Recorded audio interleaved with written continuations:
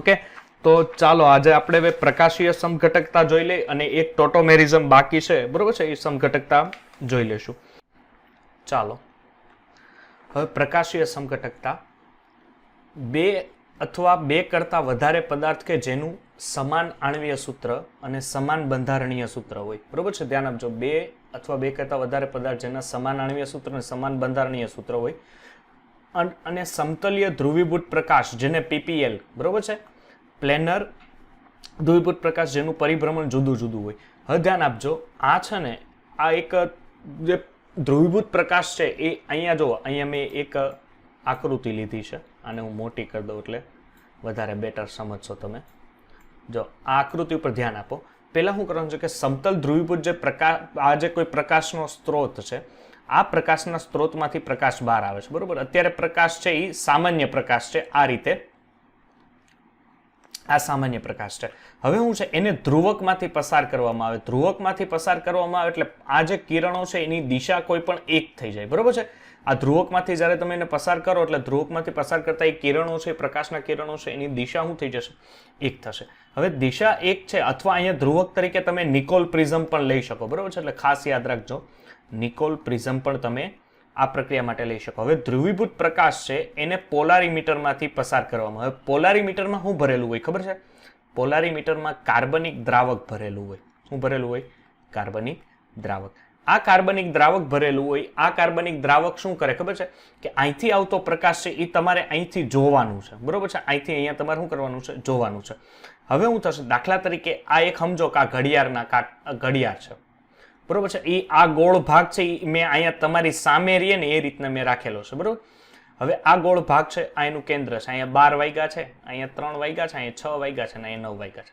હવે અહીંથી તમે જોશો આ ગોળો છે એ તમારે સમજવાનું કે અહીંયા પાછળ ગોળો છે, બરોબર. આ રીતનું પાછળ પણ આ રીતનું સમજવું.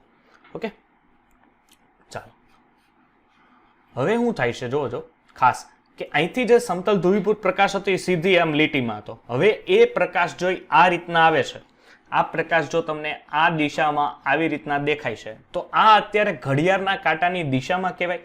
એટલે ઘડિયાળના કાંટાની દિશામાં આ દિશા કહેવાય, બરોબર છે. એટલે આપણે એમ કહી શકીએ કે આ જમણી દિશામાં છે. ઉપરનો એરા ઉપર નજર રાખો, આ કઈ દિશા છે? જમણી તરફની દિશા છે. હવે જમણી તરફની દિશા હોય તો એને કહેવાય ડેક્સ્ટ્રો. શું કહેવાય? ડેક્સ્ટ્રો, જમણી તરફની દિશા, જેને તમે સ્મોલ ડી વડે અને પ્લસ વડે દર્શાવી. અને તમે આ દિશા છે એને સમઘડી દિશા પણ કહી શકો. કેમ દિશા? સમઘડી, કારણ કે ઘડિયાળના કાંટાની દિશામાં છે, એટલે સમઘડી દિશા, જેને તમે દક્ષિણ ભ્રમણીય પણ તમે એને કહી શકો. હવે સેમ પોઝિશન, દાખલા તરીકે આવતો પ્રકાશ પોલારીમીટરમાં, હવે તમે કાર્બનિક દ્રાવક ચેન્જ કરી નાખો, પણ હવે આવતો પ્રકાશ દાખલા તરીકે આ દિશામાં આવે છે, આમ આ રીતના સ્લિટ દેખાય છે, તો સર ઓબ્વિયસલી બ્લેક ભાગ દેખાય છે એટલે ડાબી બાજુ દેખાય છે મને, અને ડાબી બાજુ છે એટલે સાથે સાથે આપણે એમ કહી શકીએ એ લીવો છે. તો લીવો હોય તો એને સ્મોલ એલ અને એને માઇનસ વડે દર્શાવાય, જેને તમે વામ ભ્રમણીય પણ કહી શકો. એને શું કહી શકો? બીજું વામ ભ્રમણીય પણ કહી શકો. અને અહીંયા એક વસ્તુ યાદ રાખજો કે આને તમે વામ ભ્રમણીય કહો છો, સાથે સાથે આ મિશ્રણ તમે ઘડિયાળના કાંટાની વિરુદ્ધ દિશામાં દેખાય છે, એટલે આને તમે વિષમ ઘડી એવું પણ નામ આપી શકો. આને તમે શું આપી શકો? વિષમ ઘડી તરીકે પણ ઓળખી શકો. ઓકે, એટલે આ રીતની એની માહિતી, આ જે સ્ટ્રક્ચર છે એની માહિતી મેં તમને આ રીતના આપી. એટલે યાદ રાખજો કે અહીંયા એક વસ્તુ તમારે ભેજામાં નાખવાની, જમણે ડી, તમે કેપિટલ લેવો અથવા સ્મોલ લઈ લો, બરોબર છે, બંને વસ્તુ ચાલશે. જમણે ડી, અને એક વસ્તુ યાદ રાખવાનું, દાબેલી, પણ આપણે દાબેલી યાદ રાખીએ એટલે ખાવાનું, કારણ કે આપણને વધારે યાદ રહે, બરોબર, એટલે દાબેલી. ઓકે, ચાલો હવે પ્રકાશ સક્રિયતા છે કે સમતલ ધ્રુવીભૂત પ્રકાશનું પરિભ્રમણ ચોક્કસ દિશામાં હોય. અહીંયા મેં કીધું કે સમતલ ધ્રુવીભૂત પ્રકાશ છે, આ જે કિરણ છે, આ કિરણનું જે પરિવર્તન છે એ કોઈ ચોક્કસ દિશામાં હોય. એટલે જો પદાર્થ સમતલીય ધ્રુવીભૂત પ્રકાશ પરિભ્રમણ એ સમઘડી દિશામાં હોય એટલે ડેક્સ્ટ્રો હોય. અહીંયા કીધું સમઘડી દિશામાં હોય તો ડેક્સ્ટ્રો, જેને તમે પ્લસ વડે દર્શાવી શકો, અને જો વિષમઘડી દિશામાં હોય તો એને તમે લીવો કહી શકો. હવે એક વસ્તુ અહીંયા ભેજામાં રાખજો કે ડેક્સ્ટ્રો અને લીવો, ડેક્સ્ટ્રો એટલે પ્લસ અને લીવો એટલે માઇનસ તરીકે આવર્તન દેખાડે છે. હવે પેલી વસ્તુ ખાસ કે કાર્બન કે જેને પેલી વસ્તુ કિરાલ કાર્બન કોને કહેવાય? અહીંયા મેં તમને આપણે બહુ જાજી વાર ભણ્યા કે જે કાર્બનની ચારે ચાર સંયોજકતા કેવી હોય જુદી જુદી. અહીંયા તમે જોવો કાર્બનની અહીંયા કાર્બોક્સિલિક એસિડ છે, અહીંયા CH3 છે, અહીંયા OH છે અને અહીંયા H છે. તો આ કાર્બનની ચારે ચાર સંયોજકતા હોય તો તેને તમે કિરાલ કાર્બન અથવા અસમમિતીય કાર્બન કહી શકો. બરોબર છે? તમે એને કિરાલ કાર્બન અને સાથે સાથે અસમમિતીય કાર્બન પણ કહી શકો. કિરાલ અણુ કોને કહેવાય? કે અણુ કે જે એક કિરાલ કાર્બન ધરાવતો હોય એને કિરાલ અણુ કહી શકાય. હંમેશા યાદ રાખજો, જે એક કિરાલ કાર્બન ધરાવતો હોય એને કિરાલ અણુ, એટલે આખો અણુ થયો.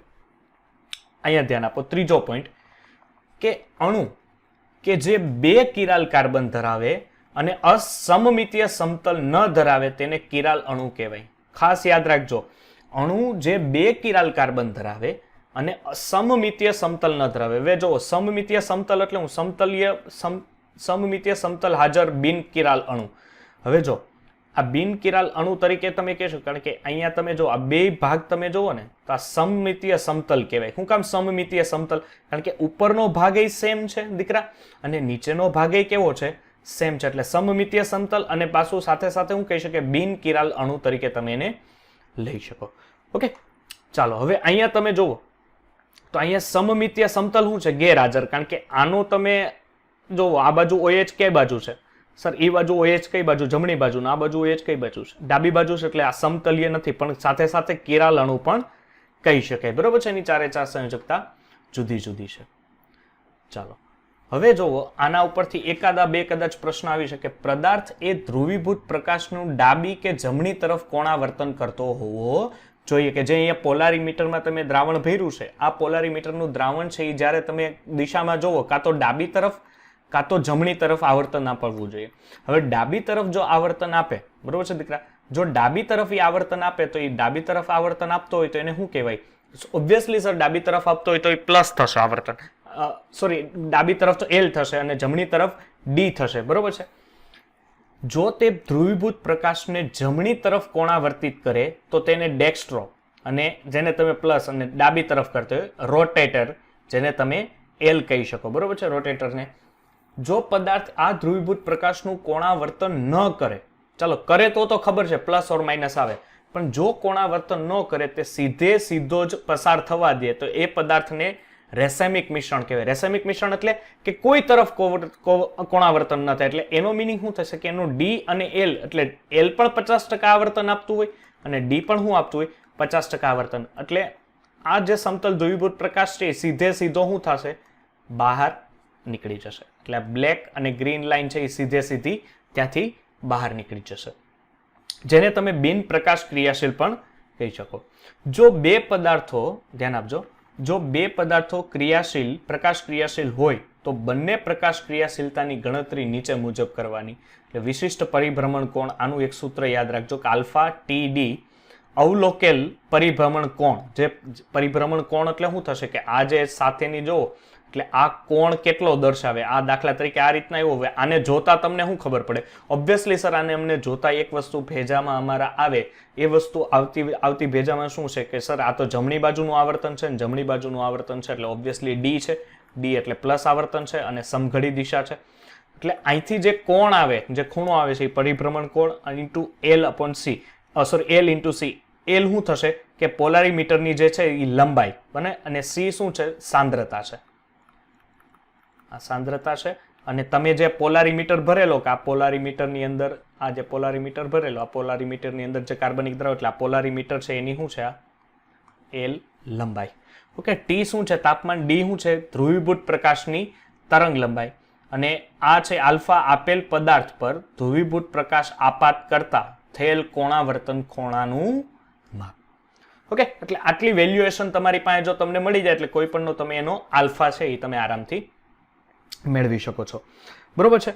હવે અહીંયાથી આપણી પાસે છે ઇનેન્શિયોમર્સ, એટલે કે પ્રતિબિંબ સમઘટકો. તો પ્રતિબિંબ સમઘટકો તો કોને કહે છે કે જે પ્રકાશ સમઘટકો એકબીજા ઉપર અધ્યારોપિત ન કરી શકે. ઇનેન્શિયોમર્સને ગુજરાતીમાં કહેવાય પ્રતિબિંબ.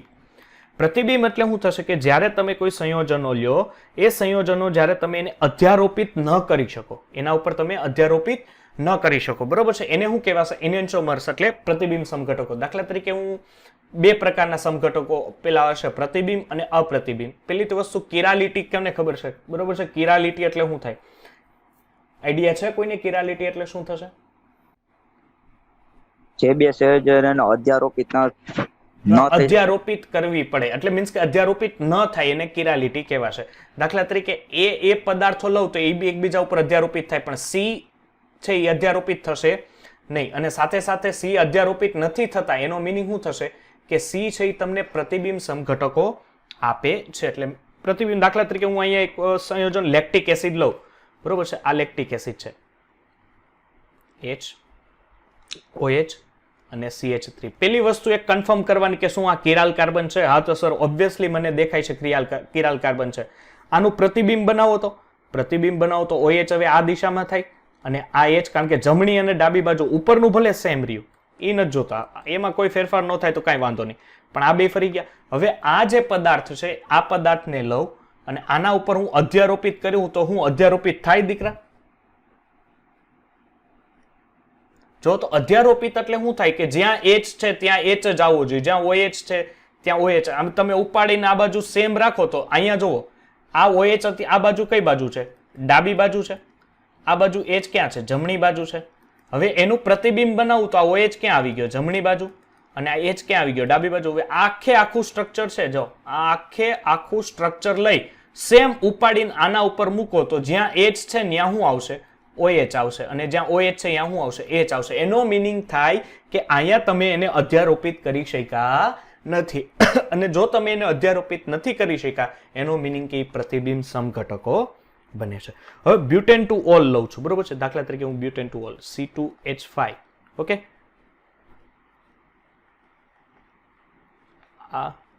આનો જો આ ધન ફાચર અને ડેશ ફાચર વિશે ખબર છે ને દીકરા?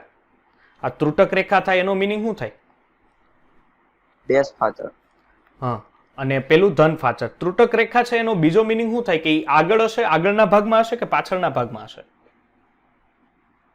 પાછળના ભાગમાં. હા, યસ, વેરી ગુડ. ત્રુટક રેખા છે એ પાછળના ભાગમાં હોય અને જે આ ધન ફાચર છે ને એ તમારી દિશામાં હોય, બરોબર છે, તમારી મોઢા સામે હોય. હવે આનું પ્રતિબિંબ બનાવું, બરોબર છે. એટલે પ્રતિબિંબ બનાવું એટલે આ જેટલી વસ્તુ આ જમણી તરફ છે અને આ ભાગ કેટલો છે? એ ડાબી તરફ છે. હવે એનું પ્રતિબિંબ બનાવ્યું એટલે આપણને ખબર છે અરીસામાં જમણું હોય ડાબું થઈ જાય, બરોબર છે. એટલે હવે તમારો OH છે એ આ અહીંયા રહેશે, આ ધન ફાચર આ રીતના, સોરી સ્ટાર, આ C2H5, આ શું છે? CH3 અને આ H. ચાલો હવે તમે જોવો તો આ સેમ આખે આખું સ્ટ્રક્ચર લઈને આના ઉપર મૂકો તો જ્યાં OH છે ને, અહીંયા જ્યાં OH છે ત્યાં આખું આ મોટું આવશે અને જ્યાં આ OH નાનું છે ને એ આની જગ્યાએ આવશે. એટલે એનો મિનિંગ શું થશે કે આ બે પ્રતિબિંબ સમઘટકો કેવા છે? હા કે ના?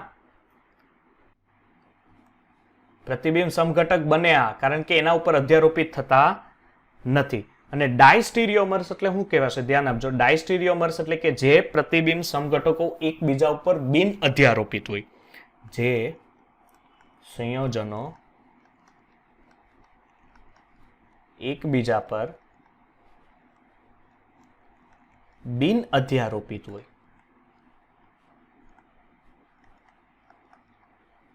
તો બિન અધ્યારોપિત હોય તો એને ડાયસ્ટીરિયોમર્સ કહેવાય છે. પછી છે હવે સમમિતિ તત્વ. સમમિતિ તત્વ કોને કહેવાશે? ધ્યાન આપજો કે સમમિતિ તલ, પેલું શું છે? સમમિતિ તલ. સમમિતિ તલ એટલે શું થશે કે એક કાલ્પનિક સમતલ કે જે અણુને બે ભાગમાં વિભાજિત કરે. જે અણુને બે ભાગમાં તમે વિભાજિત કરતા હો તો એને એક પ્રતિબિંબ સમમિતિ તલ તરીકે પણ ઓળખી શકાય છે. એને શું કરી શકાય? પ્રતિબિંબ સમમિતિ તલ તરીકે, જેને પ્લેન સિમેટ્રી તરીકે ઓળખી શકાય છે. ઓકે, એટલે આને સમમિતિ તલ કહેવાય છે. ચાલો, જો આ ઉદાહરણ છે પ્રતિબિંબ સમઘટકનું.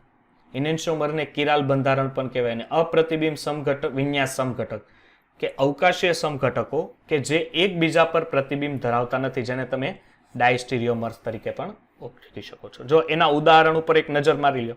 અને આ જે એક્ઝામ્પલ છે, આ એક્ઝામ્પલ બહુ જોરદાર છે અને ખૂબ સરસ એક્ઝામ્પલ છે. અહીંયા જુઓ, ખાલી તમને હું કહું ને એટલા ઉપર ધ્યાન આપો.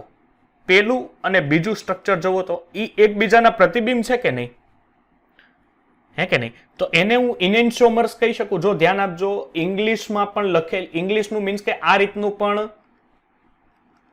ઇનેન્શિયોમર્સ એવું પણ લખેલું આવી શકે, એટલે ગભરાવાનું નથી. ઇનેન્શિયોમર્સ ઈ જ પ્રતિબિંબ થાય. ઓકે, હવે તમને આવી રીતના એક્ઝામમાં ક્વેશ્ચન આવી જાય કે એમ પૂછે, ખાલી તમને આટલું બધું જ ન પૂછે. પેલા અહીંયા જુઓ, એક વસ્તુ જુઓ, નોટિસ કરતા છો, ક્લોરીન ક્લોરીન આ બાજુ કઈ બાજુ છે? તો સર એ બે જમણી તરફ છે. આ બાજુ તો એ ડાબી તરફ થયા. તો 1 અને 2 એકબીજાના પ્રતિબિંબ થાય કે નહીં? એને તમે એના ઉપર અધ્યારોપિત કરો તો એકબીજાના પ્રતિબિંબ થાય? હા સર, ઓબ્વિયસલી થાય. હવે તમે ઠેકડો મારીને આવો બીજા અને ત્રીજા ઉપર.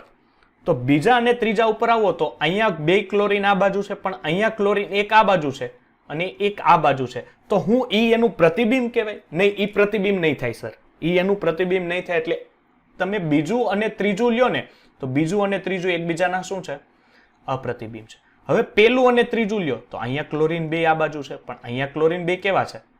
સર અહીંયા 2 ક્લોરીન તો 2 અલગ અલગ છે, એટલે આને કોઈ લાગે વળગે જ નહીં. તો એ પણ શું થયા? એકબીજાના અપ્રતિબિંબ.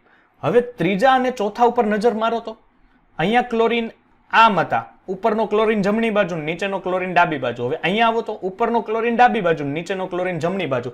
સેમ બે આને છે, આના ઉપર અધ્યારોપિત કરો તો અધ્યારોપિત નહીં થાય. કેમ? અહીંયા જ્યાં ક્લોરીન છે અહીંયા હાઇડ્રોજન છે, અને જ્યાં અહીંયા હાઇડ્રોજન છે અહીંયા શું છે? ક્લોરીન છે. અહીંયા સેમ આવો તો અહીંયા જ્યાં ક્લોરીન છે અહીંયા સામે શું છે? ક્લોરીન નથી, પરંતુ શું છે? હાઇડ્રોજન. ને અહીંયા જ્યાં જમણી બાજુ હાઇડ્રોજન છે અહીંયા જમણી બાજુ ક્લોરીન. એટલે આના ઉપર આ અધ્યારોપિત થશે નહીં, અને અધ્યારોપિત ન થાય એટલે ત્રીજું અને ચોથું સ્ટ્રક્ચર છે એકબીજાના શું છે? પ્રતિબિંબી છે. બાકી તમે આવો તો બીજું અને ચોથું, બીજું અને ચોથું. સર બીજું અને ચોથામાં તો જોવો તો ક્લોરીન તો આડા હવડા છે, એનો મિનિંગ એ ડાયસ્ટીરિયોમર્સ છે, અને પેલું અને ચોથું શું છે? એકબીજાના ડાયસ્ટીરિયોમર્સ છે. એટલે સમજાશે આ વસ્તુ. આવા ક્વેશ્ચન છે એ ખાસ કરીને આવી શકે, એની ધ્યાન આપજો. જ્યારે અહીંયા તમે જુઓ તો બિનકિરાલ અણુ છે 1 અને 2 શું છે? એકબીજાને સમાન સંયોજનો છે, પરંતુ પ્રતિબિંબ સમઘટકો તો છે જ. કેમ પ્રતિબિંબ સમઘટકો? બીકોઝ ઓફ અહીંયા OH છે જમણી તરફ છે ને અહીંયા OH ડાબી તરફ. એટલે આના ઉપર જ્યારે તમે આને અધ્યારોપિત કરશો તો એ અધ્યારોપિત થઈ શકતા નથી. ઓકે, ચાલો હવે છે મેસો સંયોજનો. તો મેસો સંયોજનો કોને કહેવાય? પદાર્થ કે જે ઓછામાં ઓછા 2 કિરાલ કાર્બન ધરાવતા હોય. ધ્યાન આપજો, મેસો પદાર્થ એટલે પદાર્થ જે ઓછામાં ઓછા 2 કિરાલ કાર્બન ધરાવતા હોય અને એક સમમિતીય તલ ધરાવતા હોય, જેને શું કહેવાય છે? મેસો સંયોજનો. મેસો સમમિતીય તલ એટલે શું થશે? કે એને 2 સરખા ભાગમાં વિભાજિત કરી શકાય. મેં આગળ ભણાવ્યું, સમમિતીય તલ એટલે એને 2 સરખા ભાગમાં વિભાજિત કરી શકાય. ધ્યાન આપજો, આંતરિક સંપૂર્તિ જોવા મળે છે. અહીંયા જોવો તો તમે આ સમમિતીય તલ થયું, કારણ કે એને 2 સમાન ભાગમાં વિભાજિત તમે કર્યું, એટલે સમમિતીય તલ. અહીંયા શું છે? બિન કિરાલ અણુ અને બિન પ્રકાશ ક્રિયાશીલ છે, એટલે આંતરિક સંપૃક્તિ જોવા મળે છે. જો મેસો સંયોજનોમાં હું ઉદાહરણ આપું તો આ બિન ક્રિયાલ, પણ જો ક્રિયાશીલ સમૂહ જેવું હોય ને તમારે, તો આગળ મેં મેસો સ્વરૂપમાં આપ્યું કે અહીંયા આના જે આવર્તન છે એ આવર્તન જુદા જુદા હોવા જોઈએ. આ રીતના અહીંયા OH આ બાજુ, આ બાજુ, તો આ કિરાલ અણુ તરીકે વર્તશે, પ્રતિબિંબ સમઘટકો તરીકે વર્તે છે.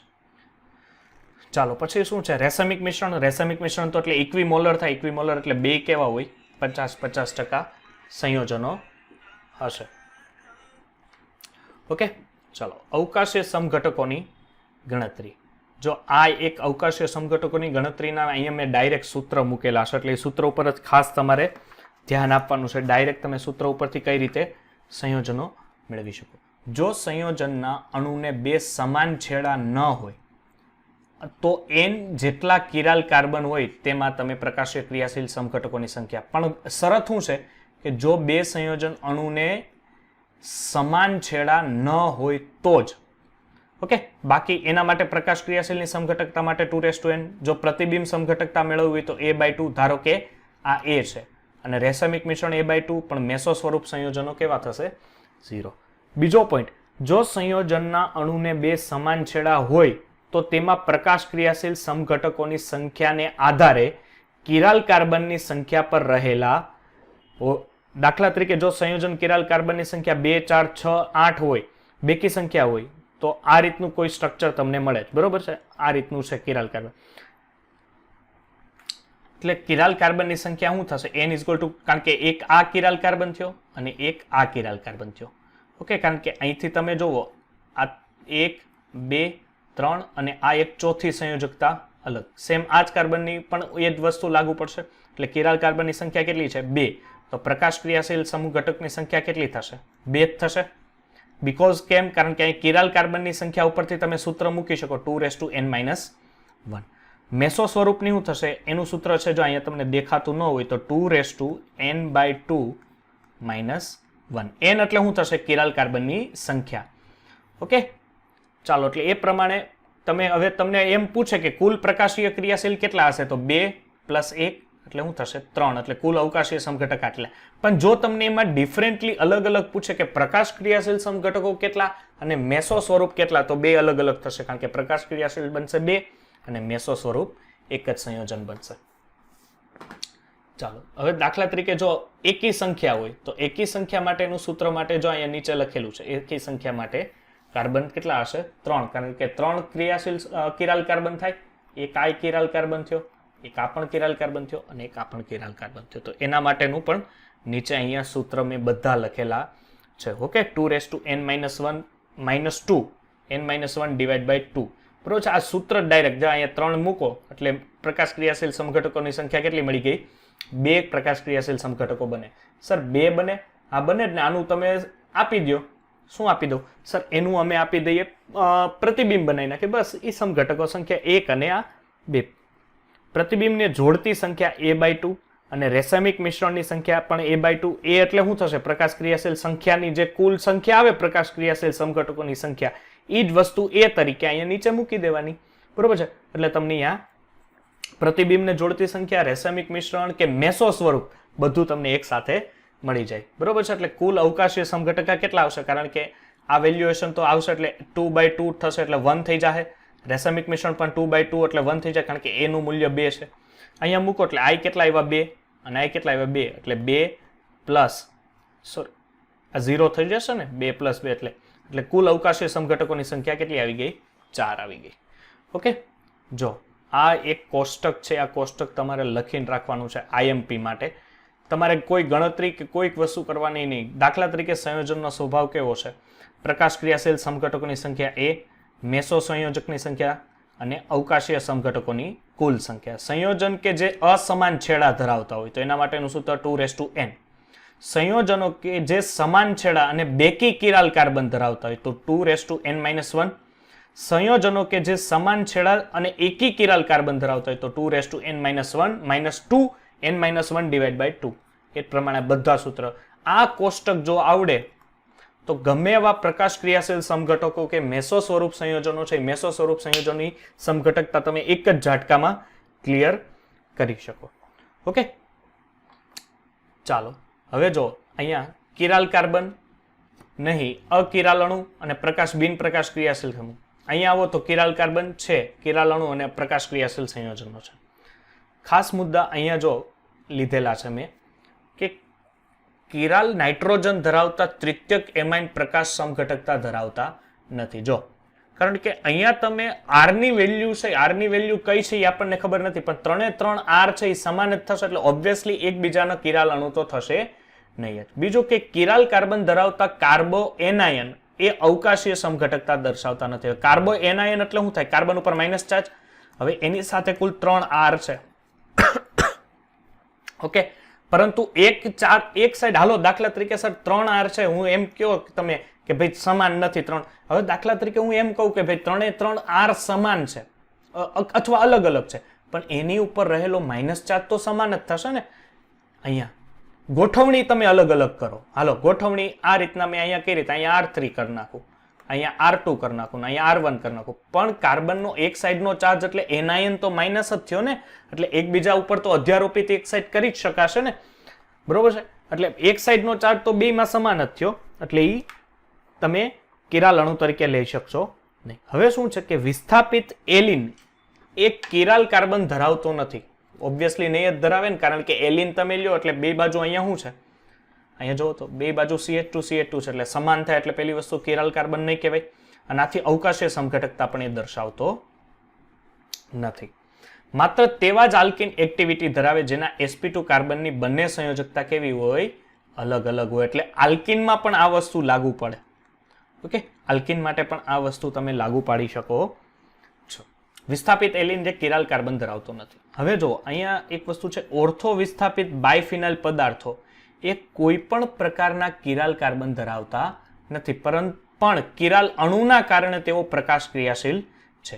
બરોબર છે, કિરાલ અણુ છે એમની અંદર હાજર છે, આખો એક સંયોજન એક એવું છે કે જેમાં કિરાલ અણુ છે, એને કારણે શું થશે, એ પ્રકાશ ક્રિયાશીલ સમઘટકતા દર્શાવે છે. અહીંથી તમે આ ભાગ તમે બે અલગ પાડી નાખો એટલે આમાંથી એક કિરાલ અણુ બનતો હોય, બરોબર છે, એટલે એકબીજા ઉપર એ અધ્યારોપિત નહીં થઈ શકે. બરોબર છે, કારણ કે ઓબ્વિયસલી અહીંથી જ દેખાય છે તમને. જુઓ, અહીંથી આને તમે આના ઉપર બે મૂકો તો SO3H ઉપરની સાઈડમાં આવશે, અહીંયા સામેની તરફ ક્યાં છે, નીચેની સાઈડમાં, એટલે ઓબ્વિયસલી એ પ્રકાશ ક્રિયાશીલ સંયોજન થયું. જો હવે સાદા પહેલા મેં લખતા હું અહીંયા રહી ગયો તો, પણ આ એક વસ્તુ મેં વચ્ચે મૂકી દીધી છે, એના ઉપર ખાસ યાદ રાખજો કે કયું સંયોજન હોય એના કેટલા સમઘટકો બની શકે. બરોબર છે, કુલ સમઘટકોની સંખ્યા વાળું અહીંયા મેં મૂકેલું છે. ચાલો હવે RS વિન્યાસ છે. બરોબર છે, RS વિન્યાસ એટલે શું થશે, તો RS વિન્યાસ એટલે એક વસ્તુ યાદ રાખજો કે અલગ અલગ માહિતી અલગ અલગ હોય છે બધા, કે અસમ કાર્બન, બરોબર છે, અસમ કાર્બન એટલે કિરાલ કાર્બન જ થયો, એનું બીજું નામ પણ કિરાલ કાર્બન જ કહેવાય છે. પ્રતિબિંબ સમઘટકોની ઓળખ માટે RS નામકરણ પદ્ધતિ પ્રચલિત છે. આ RS નામકરણ પદ્ધતિ કહાન, ઇનગોલ્ડ અને પ્રિલોગ નામના વૈજ્ઞાનિકોએ રજૂ કરેલી. આ પદ્ધતિમાં સમઘટકો વિન્યાસને R, લેટિન ભાષામાં જેને રેક્ટસ, રેક્ટસ એટલે જમણી તરફ, યાદ રાખજો, R એટલે જમણી તરફ, S એટલે શું થશે, ડાબી તરફ દર્શાવે છે. આ નામકરણ માટે અસમ કાર્બન સાથે જોડાયેલા ચારેય સમૂહની અગ્રિમતા, અગ્રિમતા એટલે કે 1, 2, 3, 4 આપવામાં આવે છે. આ પદ્ધતિ માટે 2 સોપાન જરૂરી છે. સોપાન નંબર 1, ખાસ મુદ્દા યાદ રાખજો સોપાનના, કે અસમ કાર્બન સાથે જોડાયેલા સમૂહની અગ્રિમતા નક્કી કેમ કરશો તમે, તો અગ્રિમતા માટે પહેલો પોઈન્ટ છે કે અસમ કાર્બન સાથે જોડાયેલો સમૂહ કે પરમાણુના પ્રથમ પરમાણુનો પરમાણુ ક્રમાંક ધ્યાનમાં તમારે લેવાનો છે. જે પરમાણુનો પ્રથમ પરમાણુ ક્રમાંક સૌથી વધારે હોય એને અગ્રિમતા 1 આપવી. દાખલા તરીકે અહીંયા તમારી પાસે બ્રોમિન છે, NH2 છે, CH3 છે અને H છે, તો અહીંયા આખું નથી લેવાનું, ફક્ત ને ફક્ત પેલું. હવે બ્રોમિનમાંથી B ન લેતા, ડફોડિયાઓ, બ્રોમિન એક આખું તત્વ છે, એટલે બ્રોમિન, આમાં લેવું પડશે નાઇટ્રોજન, આમાં લેવું પડશે કાર્બન, આમાં લેવું પડશે હાઇડ્રોજન. એટલે હાઇડ્રોજનનો પરમાણુ ક્રમાંક 1 થાય, કાર્બનનો 6, નાઇટ્રોજનનો 7 અને બ્રોમિનનો 35. એટલે ઓબ્વિયસલી પહેલો નંબર આવશે બ્રોમિનને, પછી 2 ને, પછી 3 અને હાઇડ્રોજનને સૌથી છેલ્લો.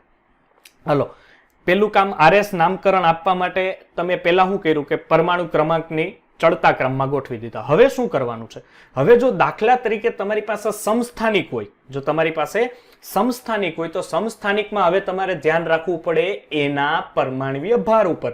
આપણે ગયા લેક્ચરમાં જોયું કે પરમાણ્વીય ભાર ઉપર આધાર રાખે, દાખલા તરીકે જેનો પરમાણુ ડ્યુટેરિયમ અને હાઇડ્રોજન તમે લઈ લો, દાખલા તરીકે કાર્બનનો સમસ્થાનિક હોય, નાઇટ્રોજનના સમસ્થાનિક હોય, તો એનું દળ ઉપર તમારે નંબરિંગ, જેનું દળ વધારે હોય સમસ્થાનિક એને તમારે નંબર આપવાનો. હવે શું છે કે જો અસમ કાર્બન પરમાણુ સાથે જોડાયેલ 2 સમૂહના પ્રથમ પરમાણુ સમાન હોય, 2 સમૂહના પ્રથમ પરમાણુ સમાન હોય, તો પછીના ક્રમના પરમાણુનો પરમાણુ ક્રમાંક ધ્યાનમાં લેવાનો. હવે અહીંયા શું છે જોવો તો તમને, હવે અહીંયા CH2 છે, NH2 છે, CH3 છે, પછી શું છે CH2 OH છે, અને પછી શું છે CH2 CH3 છે. હવે આ 4 એ 4 છે, બરોબર છે, 4 જ હોય આપણે, કારણ કે કાર્બનની સંયોજકતા 4 જ હોય.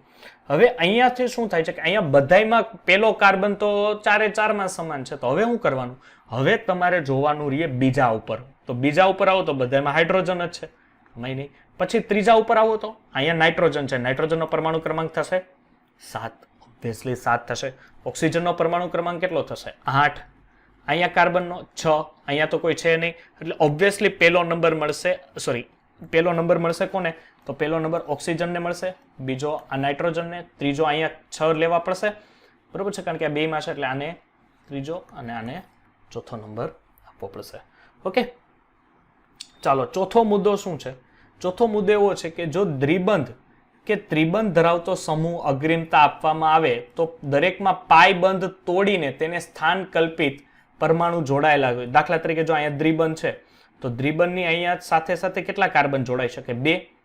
અહીંયા ટ્રિપલ બોન્ડ હોય તો અહીંયા કેટલા કાર્બન જોડાઈ શકે? 4. તો કોને નંબરિંગ વધારે મળશે? આને મળશે દ્વિબંધને કે ત્રિબંધને? તો ઓબ્વિયસલી ત્રિબંધને નંબર મળશે, કારણ કે અહીંયા કાર્બનની પરમાણુની સંખ્યા કેવી છે? વધારે છે. ચાલો હવે આ છે ક્રિયાશીલ જે અગ્રિમતા છે એ સંયોજનની પ્રમાણેની અગ્રિમતા આપી છે કે કોને કેટલી અગ્રિમતા મળશે જો આ રીતના સંયોજનો આપેલા હોય. ઓકે, એટલે સોપાન 1 તમને પ્રાપ્ત થઈ ગયું. ભાઈ સોપાન 1 માં કઈ રીતે નંબરિંગ આપવાનું, આરએસ નામકરણ તમારે પદ્ધતિ શીખવી હોય તો નંબરિંગ કઈ રીતના આપવું, જો સમસ્થાનિક હોય તો શું કરવાનું, જો 2 કાર્બન પરમાણુ સમાન જ હોય 4 પ્રથમમાં તો બીજા ઉપર ઠેકડો મારવાનો, બીજા ઉપર કયું તત્વ છે એના ઉપર ખાસ નજર તમારે રાખવાની અને એ રીતના નક્કી કરવાનું ભાઈ કઈ રીતે કયું સંયોજન હશે. ચાલો સોપાન 2 શું કહે છે જોઈએ આપણે. સોપાન 2 કે આરએસ વિન્યાસ નક્કી કરવા સોપાન 1 મુજબ અગ્રિમતા ક્રમ નક્કી કર્યા બાદ ત્રિપરિમાણીય રચનામાં શોધીને અગ્રિમતાનો નાનામાં નાનો ક્રમ આપવાનો અને એને સમઘડી દિશા અને વિષમઘડી દિશામાં આપે. દાખલા તરીકે અહીંયા જો અગ્રિમતા આમ છે 1 2 3, તો આ દિશામાં તમે વિન્યાસ આપ્યો તો એને આર વિન્યાસ, અને જો ઊંધી દિશામાં હશે 1 2 ને 3 તો તમારે એને શું આપવું પડશે? એસ વિન્યાસ આપવો પડે. ઉપરની હવે જો તમે ડાયરેક્ટ ઉદાહરણ જોવો ને તો હવે વધારે ખબર પડશે. અહીંયા તમે આવી જાઓ, આ ત્રીજું ને લખેલું છે ઉદાહરણ આવી જાઓ. હવે ક્લોરીનને ઓબ્વિયસલી ક્લોરીનનો પરમાણુ ક્રમાંક વધારે, પછી અહીંયા કાર્બનનો, પછી આ કાર્બનનો, પછી આ હાઇડ્રોજનનો, કારણ કે 1 2 અને અહીંયા 3 છે એટલે આ આર વિન્યાસ થયું. પણ હવે અહીંથી હું શું લઉં છું?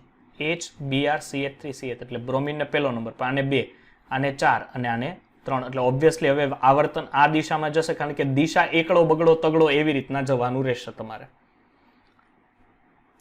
જો હવે આરએસ વિન્યાસનું નામકરણની ઉપર જો અહીંયા શું છે? અહીંયા કાર્બન, અહીંયા CH3, એક અહીંયા તમને વ્યવસ્થિત લખાઈ દો, પછી એક ખાલી નજર મારી લેવો ને તો તમને આવડી જાય. એટલે ઓબ્વિયસલી બ્રોમિનનો પરમાણુ ક્રમાંક 35 સૌથી વધારે એટલે 2, પછી કોનો કાર્બનનો પરમાણુ ક્રમાંક આવશે એટલે અહીંયા 2 લાગશે. પછી હવે હાઇડ્રોજનને 3 આપવું કે ડ્યુટેરિયમને આપવું? તો ઓબ્વિયસલી સર ડ્યુટેરિયમને તમારે 3 આપવું પડે, કારણ કે એ મોટો આયન છે. પછી આ રીતના હવે શું થશે કે એકડો તમારે લેવો એટલે એક હવે આમ તો નહીં જાય ને, બરોબર છે? એનું આવર્તન તમારે આપવું પડશે અહીંથી અહીંયા, આ એકડો બગડો, કારણ કે પછી બગડાને અહીંયા તગડો મળે અને તગડાને અહીંયા ચોગડો મળે, બરોબર છે? એટલે આ કયો વિન્યાસ થયો? એસ વિન્યાસ, કારણ કે એ વિષમઘડી દિશામાં આગળ વધ્યું. હવે અહીંયા આવો તો અહીંયા આયોડિન, ક્લોરીન, સલ્ફર, એચ, એટલે ઓબ્વિયસલી 1 2 3 4 મળે, એટલે આ કયો વિન્યાસ થયો? આર વિન્યાસ થયો. જો હવે તમે અહીંયા પહેલું જોવો શું છે? બ્રોમોબ્યુટેન છે, એકડો બગડો આપ્યો. ઓકે, હવે 1 અને 4 ની બદલી કરી નાખો, તો 1 અને 4 ફેરવી નાખો. અહીંયા બ્રોમિન જમણી બાજુ હતા, આ બાજુ ડાબી બાજુ આવી ગયા, તો કયો વિન્યાસ આવશે? અહીંયા કયો વિન્યાસ, અહીંયા કયો વિન્યાસ, અહીંયા કયો? એટલે આ શું આવ્યો? ફાઇનલ એસ વિન્યાસ આવ્યો. એ પ્રમાણે એલેનાઇન છે, એ પ્રમાણે ગ્લિસરાલ્ડીહાઇડ છે, બરોબર છે? ડી લેક્ટિક એસિડ છે. એટલે આ લેક્ચર નોટ્સમાં છે ને મેં આ મૂકી દીધું છે, આના ઉપર ખાસ બધા ફેરવીને એક એક ફેરવતા જોતા જજો, બરોબર છે? અને એની માહિતી એમાં મેળવતા જજો, બરોબર છે? એટલે પ્રકાશ સમઘટકતા માટે આટલું આપણા માટે ઇનફ થશે. ઓકે, અને હવે છે કયું બાકી હતી આપણે ભાઈ સમઘટકતા? કોઈએ કીધું મને? ટોટોમેરિઝમ. અચ્છા, હાલો ટોટોમેરિઝમ જોઈએ. મેટામર્સ પણ સમજાવો ને. મેટામર્સ કોને કહેવાય? મેટામર્સ, જો મેટામર્સ એટલે શું થશે ખબર છે? કે જ્યાં ક્રિયાશીલ સમૂહની આજુબાજુ રહેલા કાર્બનની સંખ્યા જુદી જુદી હોય. હવે દાખલા તરીકે હું ઇથર લઉં છું, જો મેટામર સમજાવું કે ઇથર લઉં છું. હવે આ બાજુ છે આપણી પાસે CH3 CH2 O CH2 CH3. હવે કાર્બનની અત્યારે ઓક્સિજનની બંને તરફ કાર્બનની સંખ્યા સમાન છે, પણ હું એનો સમઘટક બનાવું તો હવે બેમાં કાર્બનની સંખ્યા સમાન છે, બેમાં ઓક્સિજન સમાન છે, પરંતુ ક્રિયાશીલ સમૂહની આજુબાજુ રહેલા કાર્બનની સંખ્યા બદલાઈ ગઈ. આ બાજુ 2 હતી, અહીંયા 2, પણ અહીંયા 1 થઈને અહીંયા 3 થઈ. ધેટ મીન્સ આને મેટામર્સ કહેવાશે, બરોબર છે? હવે થાયોઇથર એ લઈ શકો. થાયોઇથર એટલે O ની જગ્યાએ S મૂકી દો તો થાયોઇથર, તો એ સમઘટકતા થઈ. એમાઇન તમે લઈ લો, બરોબર છે? કીટોન લઈ લો. કીટોન દાખલા તરીકે CH3 CH2 C double bond O CH2 CH3. આ બાજુ લઉં તો CH2 C double bond O CH2 CH2 CH3 થયો મેટામર્સ, કારણ કે ક્રિયાશીલ સમૂહની આજુબાજુ કાર્બનની સંખ્યા જુદી જુદી હોય છે. ચાલો હવે ટોટોમેરિઝમ. ટોટોમેરિઝમ એટલે ચલ રૂપકતા કહેવાય એને, બરોબર છે. એને શું કહેવાય છે? ચલ રૂપકતા, ટોટોમેરિઝમ.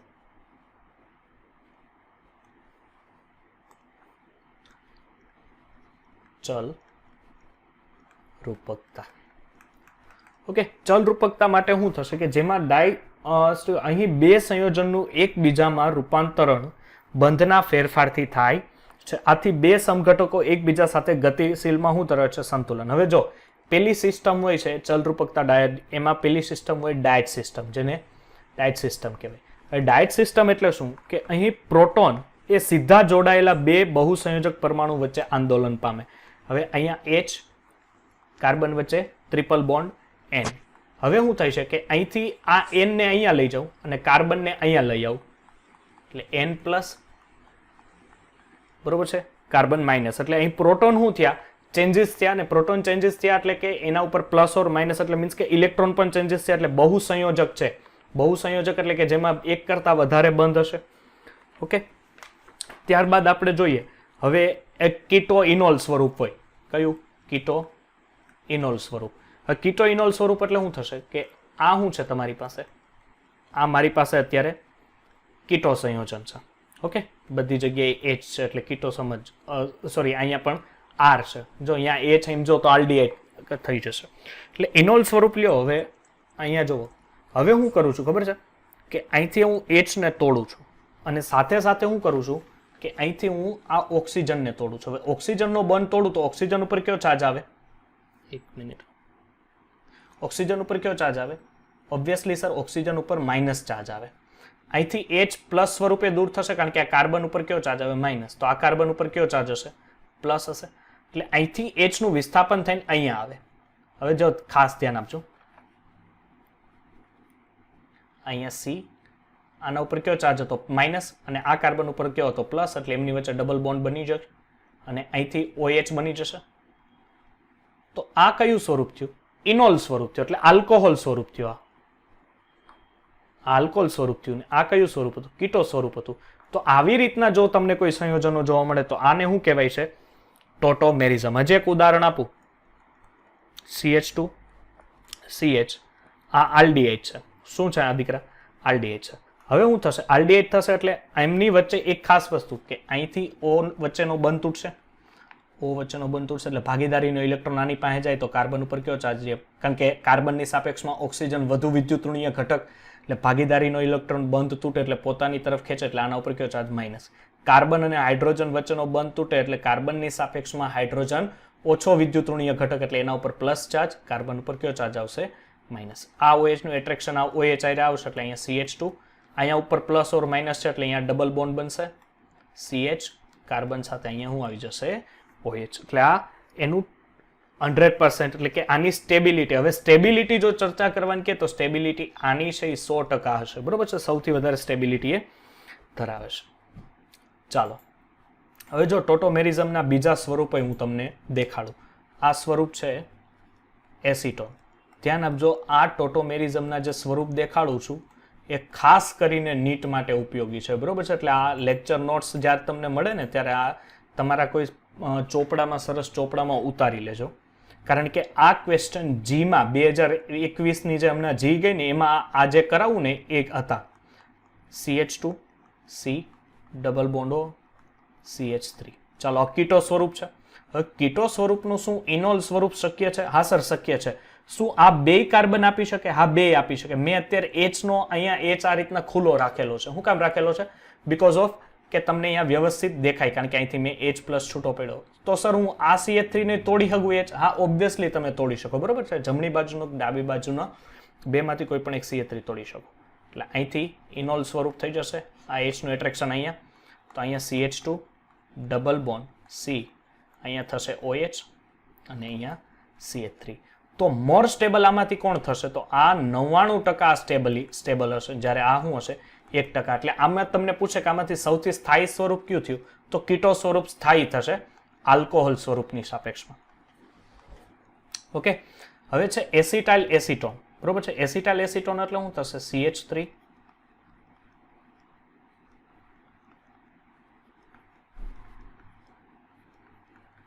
ચાલો હવે અહીંયા 2, અહીંયા 1 હાઇડ્રોજન લો. હવે એ હાઇડ્રોજન અહીંયા પણ જઈ શકે અને અહીંયા પણ જઈ શકે. ચાલો CH3 દાખલા તરીકે અહીંયાથી આપણે આનો હું બંધ તોડું છું, આનો બંધ તોડું એટલે અહીંયા H આવી જાય, એટલે અહીંયા શું બની ગયું? OH બની ગયું. CH આમની વચ્ચે શું આવી જશે? ડબલ બોન્ડ આવી જશે, CH3. ઓકે, હવે સ્ટેબિલિટી જોયો ને, તો આ બેમાંથી આની 24% સ્ટેબિલિટી દેખાડે છે, આની 76% સ્ટેબિલિટી. સર આવું કેમ? એનું મેઇન રીઝન કે અહીંયા OH, આ H દેખાય, એ H છે ને આ ઓક્સિજન સાથે આંશિક હાઇડ્રોજન બંધ બનાવવાની સ્ટેબિલિટી, એટલે કે અહીંયા હાઇડ્રોજન બંધ આવી શકે, અને હાઇડ્રોજન બંધ બને એટલે આપણને ઓબ્વિયસલી ખબર છે કે આની સ્ટેબિલિટી છે એ સ્ટેબિલિટી અપ જશે.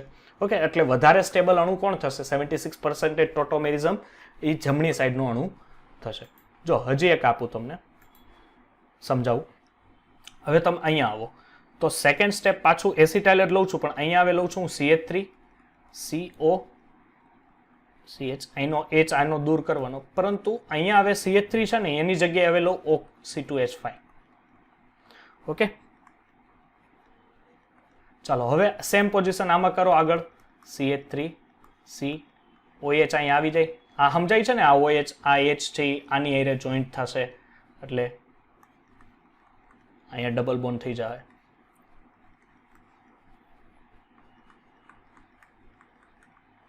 ઓકે, હવે શું થશે ખબર છે? અહીંયા હાઇડ્રોજન બંધવાની કોશિશ તો અહીંયા કરશે, પણ અહીંયા સ્ટેબિલિટી વધારે 93% આની આવશે અને 7% જ આની આવશે. આવું કેમ? મેઇન રીઝન, એનું મેઇન રીઝન છે કે અહીંયા જોડાયેલો ઇફેક્ટ પ્લસ આઈ ઇફેક્ટ વાળું સંયોજન.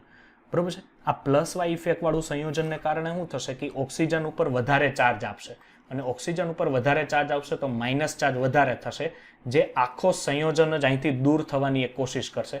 જ્યારે અહીંયા પ્લસ ઇફેક્ટ આવે એટલે અહીંયા તો ક્યાંય હાઇડ્રોજન બંધ છે જ નહીં, એટલે હાઇડ્રોજન બંધ છે જ નહીં તો હાઇડ્રોજન બંધ અહીંયા બની જાય, પણ આ પ્લસ આ ઇફેક્ટને કારણે એ હાઇડ્રોજન બંધ કેવો બળતો જાય?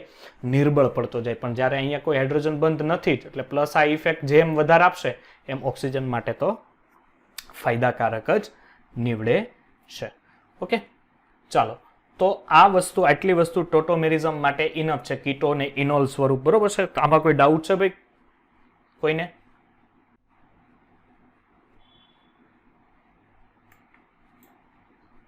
ચાલો સોલ્વ કરો, આન્સર આપો.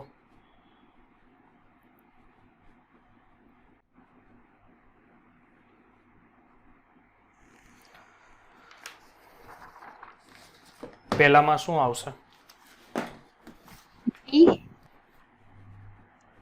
પહેલામાં ડી. બરોબર છે, પ્રકાશ અક્રિયાશીલ છે, કારણ કે પ્રકાશ ક્રિયા અક્રિયાશીલ માટે તો પહેલી જ વસ્તુ તમારે શું જોવી પડે? કિરાલ કાર્બન ગોતવા પડે. તો પહેલામાં કિરાલ કાર્બન છે. હા સર, હામો દેખાય છે કિરાલ કાર્બન, પહેલામાં છે. બીજામાં બરોબર છે, કિરાલ કાર્બન ગોતો તો ઓબ્વિયસલી ચોથામાં કિરાલ કાર્બન નથી. કેમ નથી? આ કાર્બન છે એની સાથે બે CH3 સમાન જોડાયેલા છે. બરોબર, એટલે ચોથામાં કિરાલ કાર્બન હાજર નથી, એટલે અક્રિયાશીલ છે. ચાલો બીજું, અપ્રતિબિંબ છે.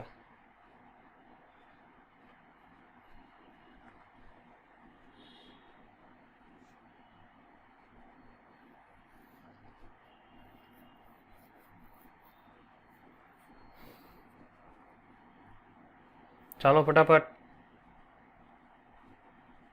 જો પેલું છે પ્રતિબિંબ, કારણ કે અહીંયા આનું આ પ્રતિબિંબ આનું ઊંધું છે. અહીંથી આ બે એકબીજાના પ્રતિબિંબ છે, આ બે પણ એકબીજાના પ્રતિબિંબ છે, કારણ કે જો આ બાજુ H જમણી બાજુ છે, ડાબી બાજુ છે.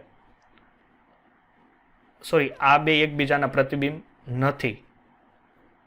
CHO NH2 NH2 બે સેમ જ છે, એટલે મીન્સ કે તમે આના ઉપર એડ કરશો એટલે અપ્રતિબિંબ. અહીંયા આવો તો OHCl. જોઈ લ્યો, ખાસ અહીંયા હિન્ટ આપું છું. હા, પણ એક થોડુંક એક IUPAC મારથી રહી ગયું છે, બાકી એના ઉપર ખાસ ધ્યાન આપજો. તો અહીંયા એ છે બાયસાયક્લો અને સ્પાયરો IUPAC રહી ગયું છે. ફટાફટ અહીંયા એક નજર મારી લો. બાયસાયક્લો IUPAC કઈ રીતે તમે કહેશો?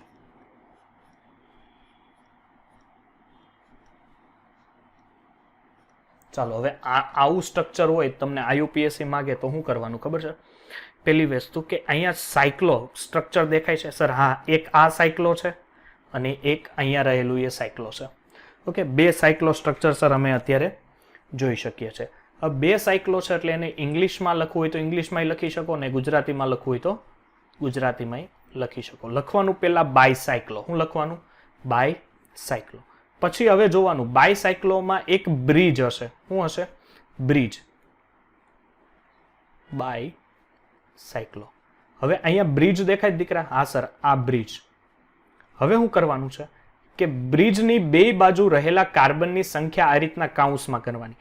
બ્રિજના કાર્બન નહીં ગણવાના, ખાસ ધ્યાન આપજો. હું બ્રિજના કાર્બન ગણવાના નહીં.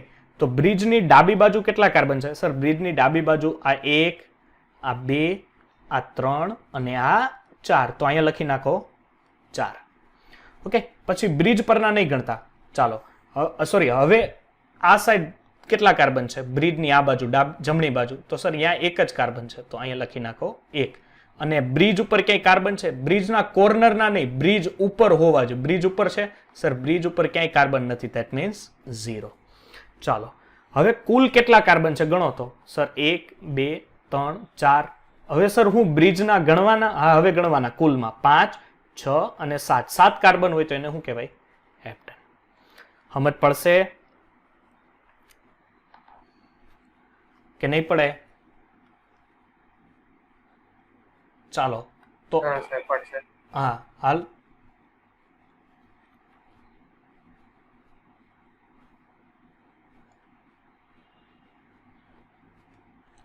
હાલો આનું કયો IUPAC શું થશે? બાયસાયક્લો. શું થશે? બાયસાયક્લો કાઉન્સમાં બ્રિજ દેખાય છે? આર્યો સર બ્રિજ. એક અહીંયા અને અહીંયા.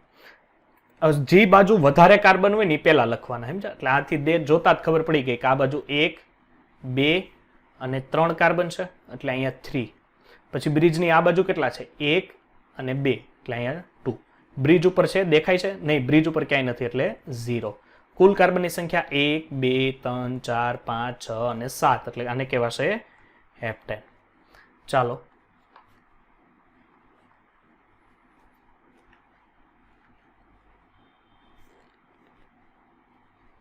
ચાલો હવે સાયક્લો તો એક આ બાજુ સાયક્લો છે અને એક આ બાજુ સાયક્લો છે. તો શું કરવાનું?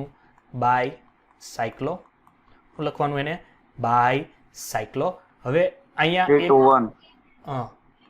એક બાજુ કેટલા છે? 1, 2, 3 તો 3. પછી એક બાજુ 2 અને બ્રિજ ઉપર કેટલા કાર્બન છે? બ્રિજ ઉપર જો અહીંયા એક કાર્બન થયો એટલે 3, 2, 1. કુલ કાર્બનની સંખ્યા કેટલી થશે? 7. 1, 2, 3, 4, 5, 6 અને બ્રિજ ઉપરનો 1 એટલે 7 એટલે આને કહેવાશે હેપ્ટેન. ઓકે સર હા બોલો.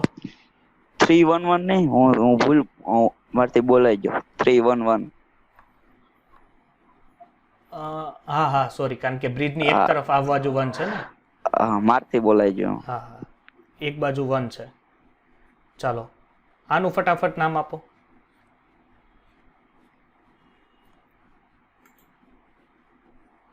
બાયસાયક્લો 441, 440 ડેકેન હે કે નહીં?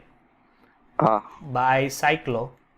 કારણ કે આ બ્રિજ છે, બ્રિજની બંને તરફ 4 કાર્બન થાય. 1, 2, 3, 4. આ બાજુ પણ 1, 2, 3 અને 4 એટલે બાયસાયક્લો 440 થશે નામ. ઓકે ચાલો હવે કંઈક આ રીતનું છે. જુઓ તો